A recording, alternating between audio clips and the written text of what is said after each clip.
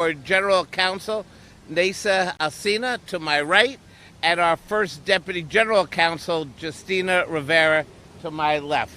And we are here today to stand up for good government and to protect New Yorkers' hard-earned taxpayer money against waste, fraud, and abuse.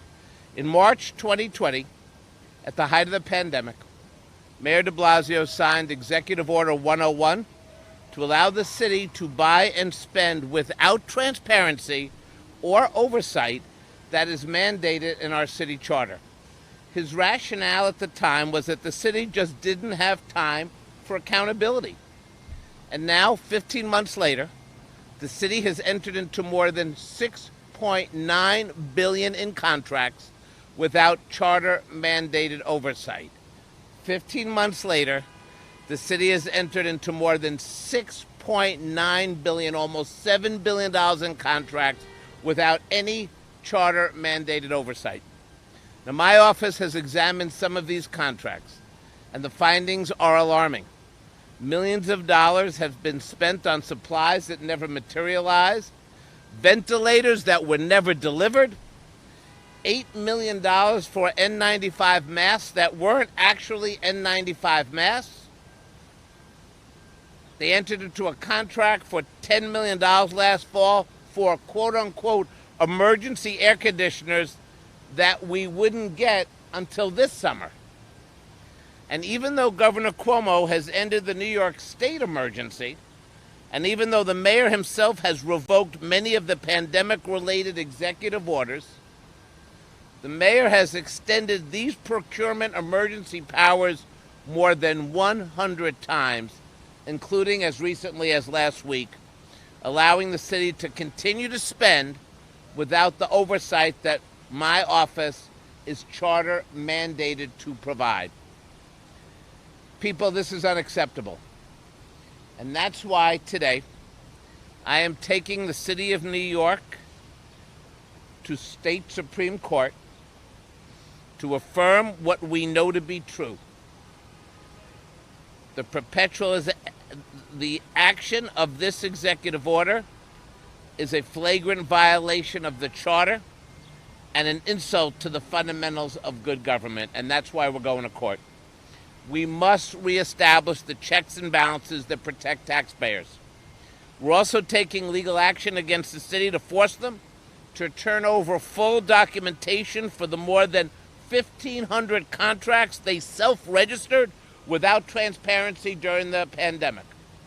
This is critical for transparency and for the city's fiscal health.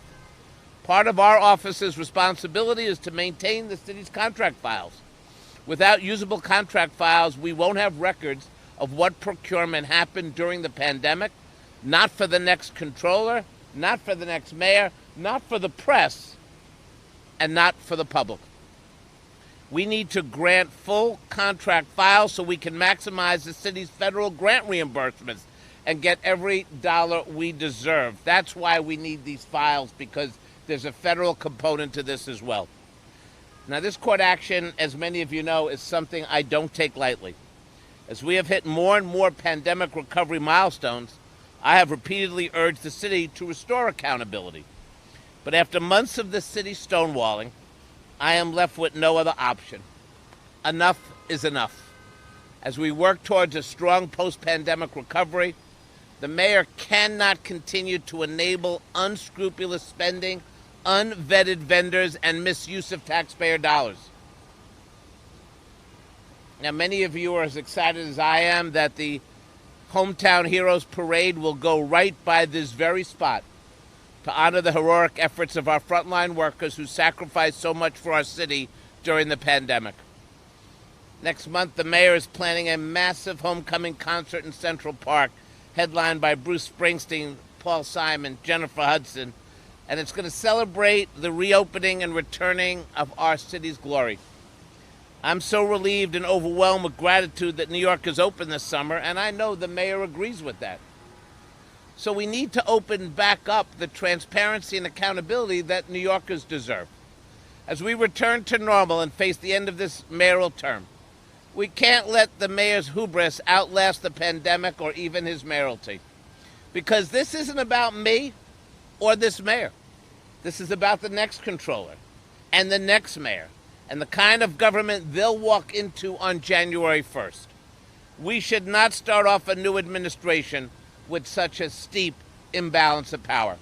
It's time to restore checks and balances, and it's time to restore good government.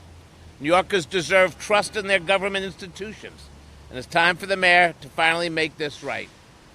That is why we are in court today, but the mayor could end this court case by owning up to transparency and good government, and that's why I'm here, and that's why I'm joined by our two counsels. Any questions? Do you think any of this was political? I mean, you're running for mayor, and the current mayor, do you have a sense that maybe he didn't want to give you any powers in terms of extending these checks and balances? Do you feel like any of that? That would be more outrageous. But look, here's what we know. There's $6.9 billion in contracts that have never been vetted. There's 1,500 contracts outstanding. So you got a $7 billion dollar amount, and then you have 1,500 contracts. What's in them? Who's reviewed them? This mayor does not have a great track record on transparency, foils, and good government. And I'll be damned if we're going to walk out on December 31st with $7 billion truly unaccounted for. You first on, you're going to have to remind me, and I was hoping you could just give me a quote around this. There was one, I think, audit that you did on, it might have been the 95 masks or the ventilators. How concerned were you that there were going to be like several, you're talking about the contract. Can you talk a little bit more about the ones that you've previously done, those audits? We raised a number of them today. In the window that we've been able to see, we do see problematic procurement. And that's because there's been no oversight. So we look at N95 masks that weren't N95 masks. We look at emergency air conditioners that are coming not last summer, but this summer. And the reason we have checks and balances in every form of government, federal, state, and city, is so that there's always a check, especially when billions of dollars in money is going unaccounted. And that's why we're here today. This is not a place where I want to be. I want to be able to continue to do my work, not end up in Supreme Court, but we have to do this action. And that we filed it this morning. Our lawyers are on it because we have to create a way to look at those $6.9 billion in spend and those 1,500 in contracts. You need to see it as members of the press. You can't cover this up by simply not, by considering an executive order that has clearly run its course. How has the mayor been able to stave you off this long and not sit down and hear your concerns about it? Well, we have continued to come back time and time again to demand accountability, and a court action is a last resort. Common sense is the first resort, and we haven't seen that in this administration. So we are coming back today with a court action because we're going to get to the bottom of this. But have you actually spoken to him and asked him to restore the actual Yes. Yes, we've sent him much documentation that we could provide you. We've actually we sent him no less than 4 letters, and counsel, we can provide them? Yes. We'll provide that to you today. Have you personally spoken to him and asked him? Look, I don't have to speak to him to ask him by letter to do the right thing, right? I haven't spoken to him personally. It's been a while. Let me ask, sir, is there any way, once we get the audits of these contracts, is there any way to cancel them or recoup any of that money that's been needlessly I don't want to speculate on the contracts because I haven't seen them. For how long this will take? Like, give a sense of when you're back. Well, we're moving as quickly as possible, and hopefully we'll be able to see some conclusion. Nasa, do you want to say anything?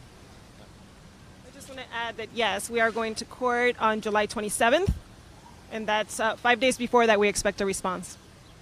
July 27th, you said? Yes. Thank